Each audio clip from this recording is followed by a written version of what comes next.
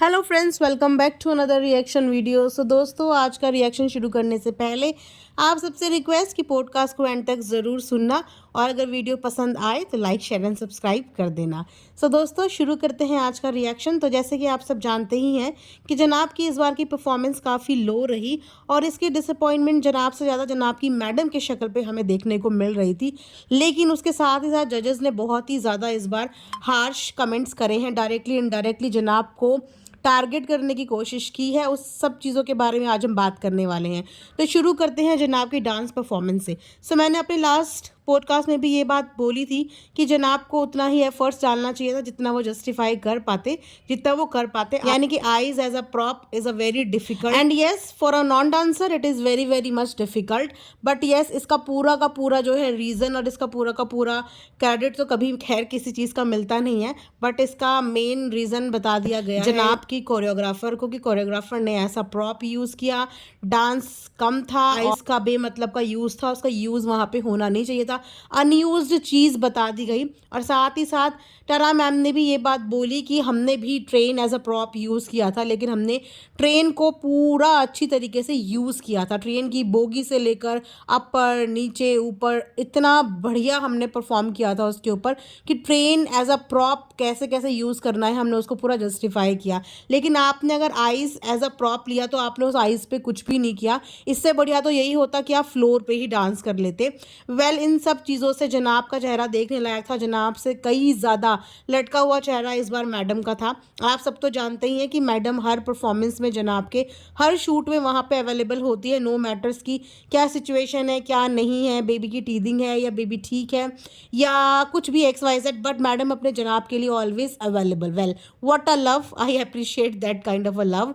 उसके बाद एक और चीज़ वहाँ पे बोली गई, वो ये कि जनाब की केमिस्ट्री के बारे में भी उंगली उठाई गई। बेसिकली क्या होता है ना, एक एक्टर भले ही नॉन डांसर हो बट वो एक्टर मंझा हुआ होता है, राइट। और जनाब अपने आप में बहुत पुराने हो चुके हैं, इंडस्ट्री में काफ़ी शो वो कर चुके हैं, अपने आप को वन ऑफ एक्सपीरियंस भी समझते हैं कि उनको काफ़ी अच्छा खासा एक्सपीरियंस है एक्टिंग का। लेकिन उस एक्टिंग के एक्सपीरियंस होने के बावजूद अगर जनाब की केमिस्ट्री पे उंगली उठा दी गई है तो ये अपने आप में एक अलग से एक डिफ़िकल्ट कमेंट ही बोलिए, जो कि अगेन मोरल डाउन करने वाला ही है। येस, वन ऑफ द जज ने ये भी बोला कि उनकी केमिस्ट्री बिल्कुल भी नज़र नहीं आ रही थी सॉन्ग में। हालांकि ये एक रोमांटिक सा सॉन्ग था लेकिन उसमें रोमांस से ज़्यादा उन्होंने ये बोला कि ये आपकी बहन लग रही थी। ऐसा लग रहा था जैसे कि भाई और बहन डांस कर रहे हैं। मतलब डांस को तो खैर उन्होंने बोल ही दिया, खराब की डांस परफॉर्मेंस ऐसा सच कुछ अच्छी नहीं हुई, लेकिन साथ ही साथ केमिस्ट्री पे भी पॉइंट आउट कर दिया गया इस बार कि केमिस्ट्री भी देखने में मज़ा नहीं आया। इससे बेटर केमिस्ट्री उनको मीनाक्षी मैम के साथ बोला, जब मीनाक्षी मैम के साथ परफॉर्म कर रहे थे तो वो बोला कि ये ज़्यादा बेटर परफॉर्मेंस थी, ये ज़्यादा बेटर केमिस्ट्री थी। लेकिन कोरियोग्राफर के साथ उनकी केमिस्ट्री को भी पॉइंट आउट किया। और उसके साथ साथ आप जैसे कि जानते ही हैं कि होस्ट भी हैं, यानी कि हमारी प्यारी गौहर भी कई बार उनको यही बोलती हुई नज़र आती है, राजा बेटा। तो उन्हें बार बार राजा बेटा करके क्यों बुलाया जाता है मुझे भी समझ में नहीं आता। शायद इसी टैग लाइन के साथ उनको टॉन्ट मारा जाता है या रियलिटी में ऐसा बोला जाता है, क्योंकि राजा बेटा की मम्मा अभी तक क्यों नहीं आई। अगर वो इतना राजा बेटा है तो राजा बेटा की मम्मा को तो अब तक परफॉर्मेंस देखने आ जाना चाहिए था। राजा बेटा की 4 से 5 परफॉर्मेंस हो गई बट फैमिली का डब्बा के अलावा अभी तक कोई भी नहीं आया। उसके बाद बात करते हैं कि मीनाक्षी जी ने, यानी कि मीनाक्षी मैम ने उनको जो कॉम्प्लीमेंट दिया, वो कॉम्प्लीमेंट भी पूरा रटा रटाया लग रहा था कि वो जैसे नीचे से स्क्रिप्ट पढ़ रही हैं। इनफैक्ट जो जनाब का स्लोगन है खुश रहिए प्यार बांटिए, वो भी रट के ही वो बोल रही थी। हालांकि I know and we all know कि स्क्रिप्ट वहाँ पे प्रोवाइड की जाती है फॉर सच कमेंट्स, तो वो कमेंट साफ समझ में आ रहे थे कि वो स्क्रिप्टेड है। जनाब बहुत ज़्यादा डिसअपॉइंट है इस बार, मैडम उनसे कहीं ज़्यादा। और तो और टरा मैम ने एक बात और बोल दी कि भैया अगर केमिस्ट्री भाई बहन की दिखानी है तो एक काम करा करो, अपनी बीवी को घर छोड़ के आया करो। शायद बीवी के सामने आपको वो केमिस्ट्री आपकी निखर के सामने नहीं आ रही है। तो यस, ये भी कॉज हो सकता है बिकॉज मैडम का जो इतना ऑब्सेशन है अपने जनाब के लिए, इतना प्यार है, उस सीन में शायद जनाब अपने आप को कंफर्टेबल नहीं कर पाते होंगे, उस रोमांटिक पिक्चर में अपने आप को सेट नहीं कर पाते होंगे, क्योंकि उन्हें भी बैक ऑफ द माइंड लगता होगा कि भाई पिप्पी यहीं कहीं आस पास बैठी है, पता चले घर चल के प्याज और ऑयल में फ्राई कर करके मुझे चीज़ें खिला दें। तो इसीलिए जनाब थोड़े थोड़े से बाउंड फील करते हैं। मतलब एक एक्टर जब स्टेज पे जाता है या अपनी परफॉर्मेंस दे रहा होता है ना, तो उसको आसपास कोई बाउंड ना नज़र आना चाहिए, ना उसकी परफॉर्मेंस में वो बाउंडेशन फील होनी चाहिए। फील फ्री होके हर चीज़ होती है तो वो और ज़्यादा सुंदर तरीके से नज़र आती है और ज़्यादा एब्सोल्यूट बढ़िया तरीके से नज़र आती है। बट जनाब की परफॉर्मेंस बंधी बंधी सी नज़र आती है, क्योंकि ये भी हो सकता है रीज़न बिकॉज कि उनकी मैडम हमेशा उन पे नज़र टिकाए बैठी रहती है, तो बैक ऑफ द माइंड जैसे बहुत सारी चीज़ें चलती हैं। मान लो अगर आप रिहर्सल भी कर रहे हो और आपका फैमिली का कोई मेंबर वहाँ पे अवेलेबल हो, तो आप उतने कंफर्टेबल होके नहीं कर पाते, पता नहीं ऐसा क्यों होता है। बट अगर आप वहाँ पे अपना 100% दे रहे हो, तो वहाँ पे आपका 100% में से कम रह जाता है। हेजिटेशन बोलिए, कुछ भी बोलिए, इसलिए बोलते हैं कि प्रोफेशनल और पर्सनल लाइफ को हमेशा अलग अलग हिस्सों में बांटा गया है। चाहे वो एक एक्टर की लाइफ हो, चाहे वो किसी भी प्रोफेशन की लाइफ हो।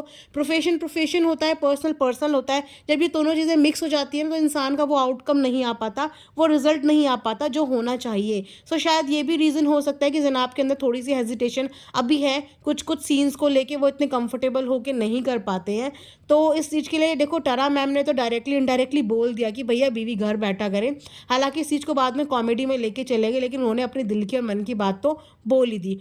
वैसे पिपिका मैडम बहुत ज़्यादा डिसअपॉइंट है, रोने जैसी उनकी शक्ल हो रही थी और कहीं ना कहीं उन्हें पता नहीं ऐसा क्यों लग रहा है, उन्हें तो कम लेकिन जनाब को लग रहा है कि हो सकता है कि इस वीक वो कहीं बाहर ना हो जाए। इसलिए पिपिका मैडम बोल रही थी नहीं नहीं, मुझे बहुत भरोसा है ऑडियंस पे कि ऑडियंस बचा लेगी, हमारी फ़ैन फॉलोइंग है। एंड येस देखो, फ़ैन फॉलोइंग है अच्छी खासी, तो अभी तो थोड़ा सा मुश्किल है जनाब का, बिकॉज कहीं ना कहीं जनाब की टीआरपी की वजह से, जनाब की व्लॉग की वजह से शो को भी टीआरपी मिल रही है।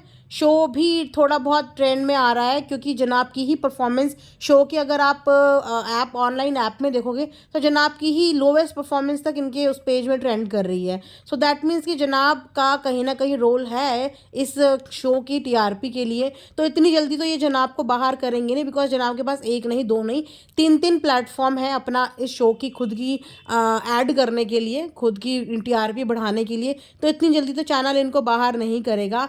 तो देखते हैं आगे जर्नी में क्या होता है, नेक्स्ट परफॉर्मेंस से क्या करने वाले हैं। वेल, कोरियोग्राफर ने अपनी तरफ से पूरी मेहनत की थी, क्योंकि उन्हें भी पता है कि जनाब का बॉलीवुड के अलावा कोई भी किसी भी चीज़ में ना सेट नहीं है हाथ पाँव, तो वो कब तक बॉलीवुड ट्राई करवाए और कब तक बॉलीवुड वो करे। सो उसने सोचा चलो बॉलीवुड के साथ ही कुछ प्रॉप मिक्स कर देती हूँ, ताकि थोड़ा सा डिफरेंट भी लगे और थोड़ा सा अट्रैक्टिव भी लगे।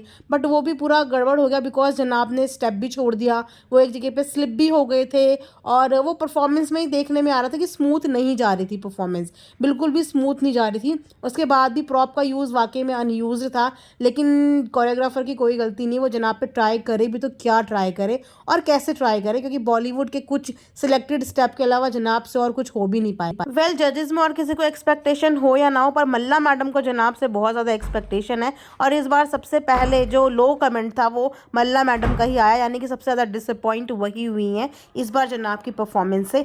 सो देखते हैं अपनी नेक्स्ट परफॉर्मेंस में जनाब क्या दिखाने वाले हैं। वेल, कोशिश वो भी एवरीडे करते हैं, बस ये है कि वो अपनी कोशिश कुछ ज़्यादा ही फैला के और शो कर देते हैं दुनिया को। कुछ चीज़ें ना कभी कभी हिडन रखनी चाहिए, ताकि सामने वाले को ये भी ना लगे कि ये सिंपैथी कार्ड प्ले कर रहा है या ये दिखा पा रहा है, इसके पास एक प्लेटफॉर्म है।